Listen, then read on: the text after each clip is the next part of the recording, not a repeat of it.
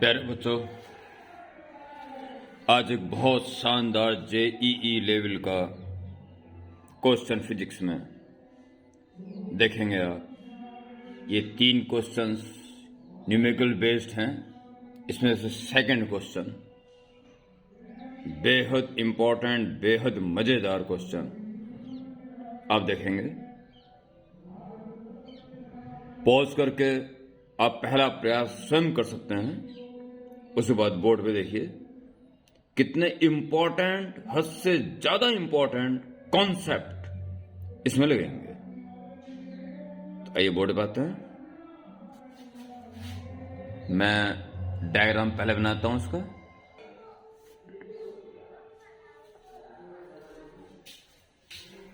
Yes मेरे प्यारे बच्चों, जेईई फिजिक्स ये एक नॉन कंडक्टिंग रिंग है और चार्ज क्यू इसका सरकमफ्रेंस यूनिफॉर्मली डिस्ट्रीब्यूट कर दिया गया है। इसको ऐसे घुमाया जा रहा है। बीच में एक छोटा सा ring, metallic ring, conducting ring ऐसे रख दिया गया। ऐसे ऐसे अगर स्थान देखो तो स्ट्रेट लाइन नजर आएगी, तो ऐसे में छोटा जिसमें बनाने डाउन बनाने की आवश्यकता नहीं है। इसके सेंटर पर कितना फील्ड, मैग्नेटिक फील्ड, केवल इस रिंग के ऐसे रोटेट होने से डेवलप हो जाएगा। इसके बारे में सोचना है, क्यों होगा ऐसा। जाहिर है प्यारे बच्चों, चार्ज डिस्ट्रीब्यूट है इसके ऊपर। जब ये ऐसे में घूमेगा तो सारे चार्ज अपना अपना रिंग बनाएंगे। जैसे कि यहां से थीटा एंगल पर उस पार्ट को जो डी थीटा एंगल से टेंड कर रहा हो, इस एलिमेंट के बारे में सोचेंगे। इसमें जितना भी चार्ज आएगा वो हम निकाल लेंगे ना। जब ये इस एक्सिस के अबाउट घूमेगा तो ये वाला चार्ज अपना एक राउंड बनाएगा। Moving charge equivalent to current, जिस रेट से वो चार्ज मूव करेगा वो एक करंट के तुल्य होगा, इक्विवेलेंट। और ऐसा करंट जब कहीं है तो उसकी एक्सिस पर एक मैग्नेटिक फील्ड क्रिएट हो जाता है। फॉर्मूला है mu naught N I A square upon 2 A square plus X square whole raise power 3/2। पढ़ने वाले बच्चे इसको जानते होंगे इसी प्रकार से। तो इस तरह से आप समझ चुके होंगे। अलग अलग पार्ट लोगे तो अलग अलग रिंग बनेंगे। सबके कारण सेंटर पर फील्ड निकाल दीजिए बस। आपको केवल सेंटर पर total electric field, magnetic field निकालना है। बाकी बात बाद की। बाकी बात अगर पहले ले लोगे तो कंफ्यूजन हो सकती है। ठीक है, आपका पहला टारगेट है मैग्नेटिक फील्ड निकालना पूरे रिंग को घुमाने के कारण। पूरा रिंग जब घूमेगा तो अलग अलग सर्कल्स बनेंगे, सबके कारण सेंटर पर फील्ड निकालना है। यही टारगेट है। चलिए एक बात और प्यारे बच्चों, जब ये इस तरह से घूमेगा तो इसी के सिमेट्रिकल यहां भी एक पार्ट आएगा।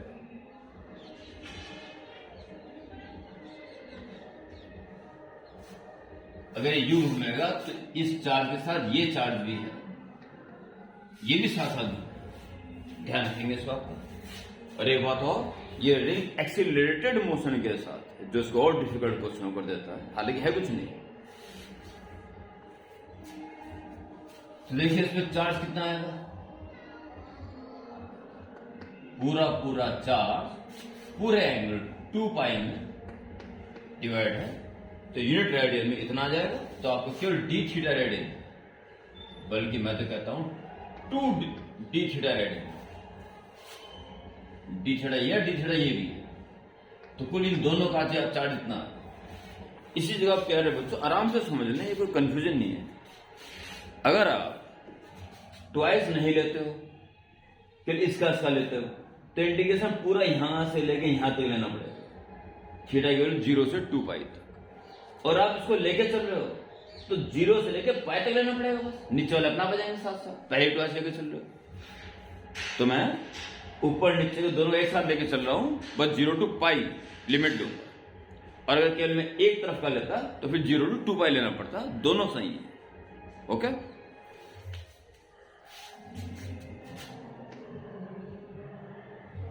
Q D theta upon pi, ये चार्ज है कुल मिला के, ये और ये मिला के।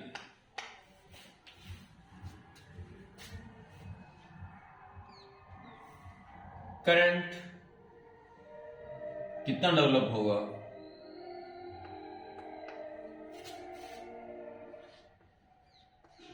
पूरे एक चक्कर जब काट लोगे इतना चार्ज पूरा पास होकर अपनी जगह पे आ जाएगा। ये क्यों निकाला अभी आपने, Q D theta upon pi, रही बात टाइम। यूनिफॉर्म मोशन होता तो it is 2 pi upon omega, और यूनिफॉर्म एक्सीलरेटेड मोशन है तो आप इसी जगह एक जगह 2 पाई अपॉन ओमेगा की एवरेज वैल्यू ऊपर पहुंच जाएगा, ओमेगा एवरेज। ये एवरेज बड़ा इंपॉर्टेंट कॉन्सेप्ट इस क्वेश्चन में आप देखेंगे। यहां बच्चे एक से एक टैलेंटेड बच्चा भी इस मोड़ पर गलती कर रहा है। देखिए लास्ट तक एवरेज कैसे हटेगा, हो सकता है आपके लिए बहुत ही नया कॉन्सेप्ट ये हो, आपने सोचा भी ना हो इस बारे में। पूरे क्वेश्चन पर अपना कंसंट्रेशन बनाए रखें। इतना करंट पहले लूप की इस लूप की वजह से फ्लो होगा, तो इसके कारण सेंटर पर कितना फील्ड है ये मैं निकालना है। केवल इस लूप के कारण घुमाने से जो ये लूप बन रहा है, ये इतना चार्ज कर रहा है, इसकी वजह से यहां फील्ड डेवलप हो रहा है, केवल वो बस ऐसे, ठीक है। कि अगर ऐसे काट रहा होगा तो करंट भी ऐसे फ्लो हो रहा होगा, ऐसे फ्लो हो रहा होगा तो यहां से मुझे एस दिखाई दे रहा और यहां से मुझे एन दिखाई देगा, तो फील्ड यूं निकलता होगा, लिहाजा फील्ड ऐसे जा रहा, ठीक है। म्यू नॉट एन, एक ही टर्न की बात करिए हमने, एन 1 हो गया, mu naught N I A square. देखिए प्यार बच्चों रेडियस क्या हो जाएगी, ये रेडियस आर दे रखी है इसने, आर का कॉस थीटा कंपोनेंट। अभी इस रिंग की बात करूं, ये रिंग है, ये थीटा एंगल पर था, ये आर है, तो ये आर कॉस थीटा हो गया, और रेडियस इसके R sign.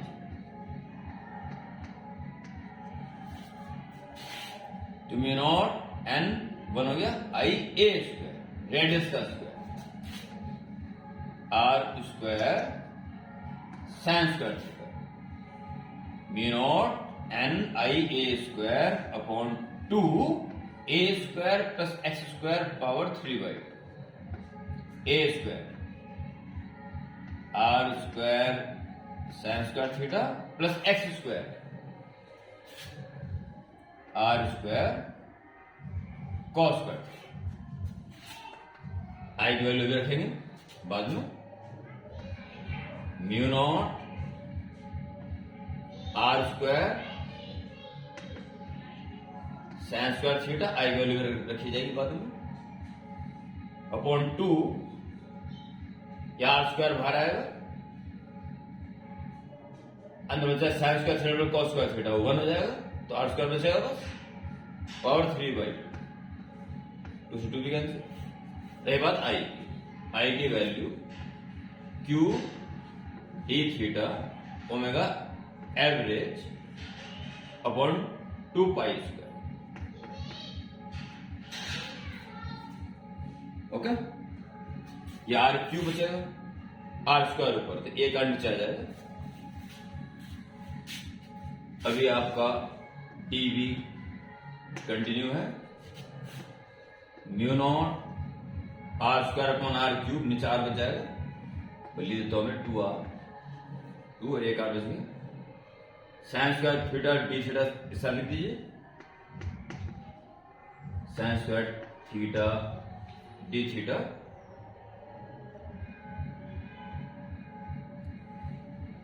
Omega average 2 pi square, और क्या लगेगा क्यू छोड़ दिया आपने, तो क्यू मैं इसलिए छोड़ रहा हूं क्योंकि क्यू की वैल्यू क्वेश्चन में दे रखी है।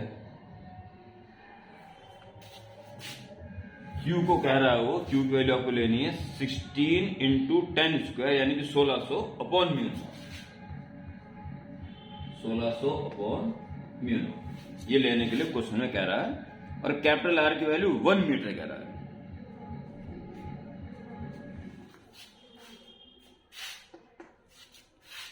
ये 2 2 जा 4 हो जाएगा, 4 4 जा 16, 400 हो जाएगा, म्यू नॉट कैंसिल। अब आप ये देखिए कि 400 जो कांस्टेंट है और ओमेगा एवरेज, और ये तो वेरिएबल हो गया, और अपॉन में पाई स्क्वायर आर की वैल्यू 1, ये हो गया। और बचता है sign square theta D theta. Okay, ये मैग्नेटिक फील्ड यहां पर है केवल इस रिंग की वजह से, हमें चाहिए पूरे रिंग की वजह से। सो टोटल फील्ड, पूरा रिंग जो घूम रहा है, यानी अलग अलग लूप बन रहे हैं, सारे लूप के कारण, इंटीग्रेट 0 टू पाई। याद दिलाता हूं, अगर ये डबल ना लेते, सिंगल लेते तो 0 टू 2 पाई लेना था, अब लेना 0 टू पाई ले रहा हूं, यहां से लेके यहां तक रहे हो तो ऊपर नीचे के सब ले चुके डी। ये टोटल फील्ड यहां निकलने जा रहा है, ये इंपॉर्टेंट है, फिर आसान है। उसके बाद तो सुपर कॉन्सेप्ट इस एवरेज ओमेगा का आपके सामने आएगा, जो कि आपके लिए नया होगा, बेहद इंपॉर्टेंट है।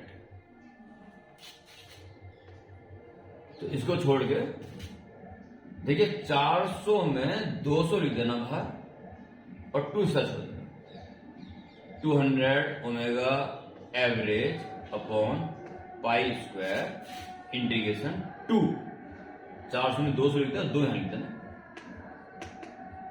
2 sine square theta D theta 0 to pi.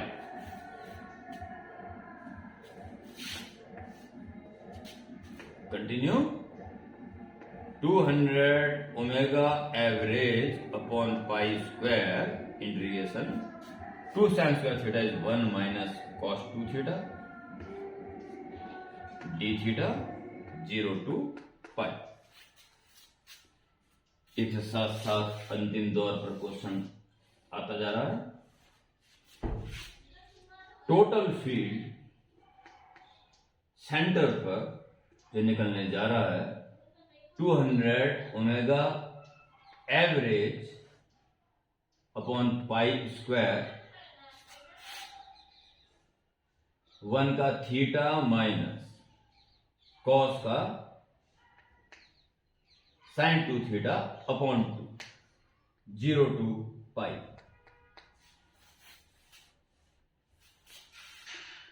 Equal to 200 omega average upon pi square. देखो पाई, इसकी बात कर लो पहले, pi minus theta,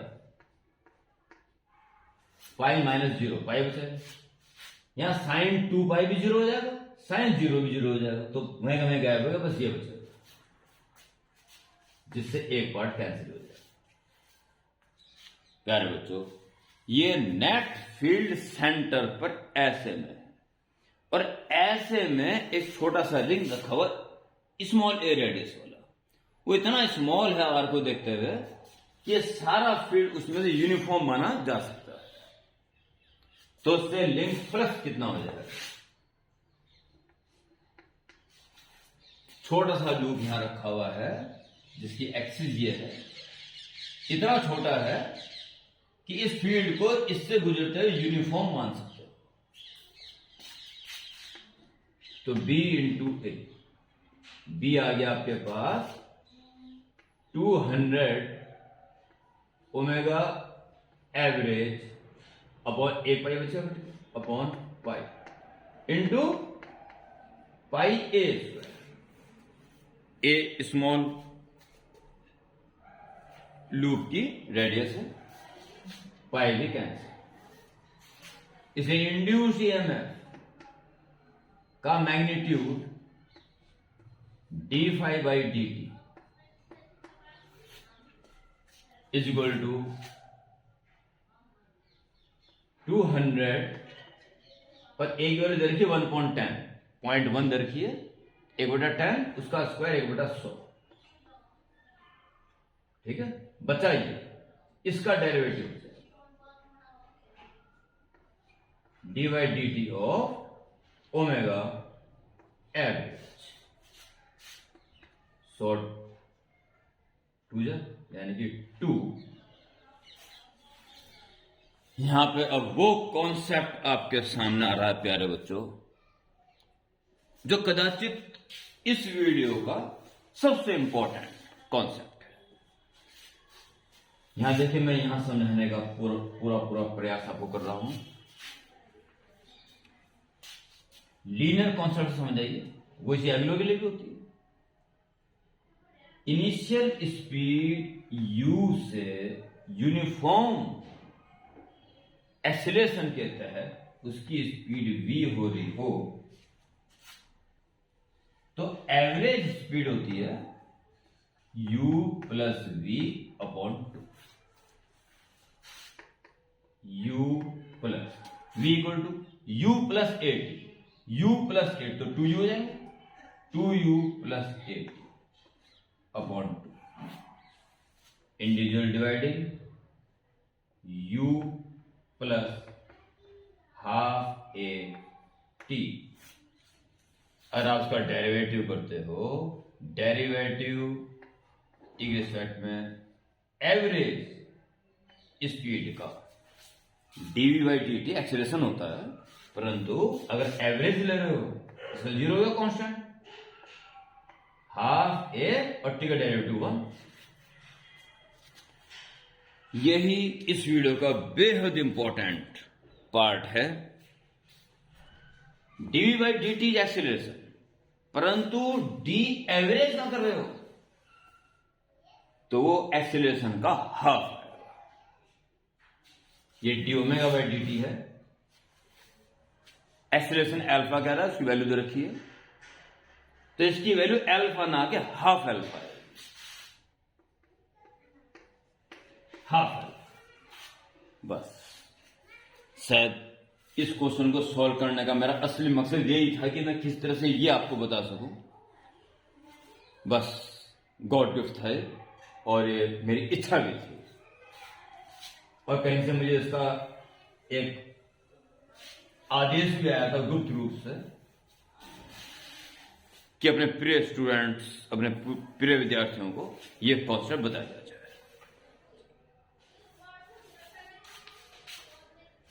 is equal two alpha, और एल्फा की वैल्यू दे रखी 8 रेडियन पर सेकेंड स्क्वायर, तो वैल्यू 8 वो चल रहा है ईएमएफ, तो 8 वोल्ट वो जानना चाह रहा है उसमें करंट कितना होगा, तो ई अपॉन आर 8 अपॉन, तो स्मॉल कंडक्टिंग लूप का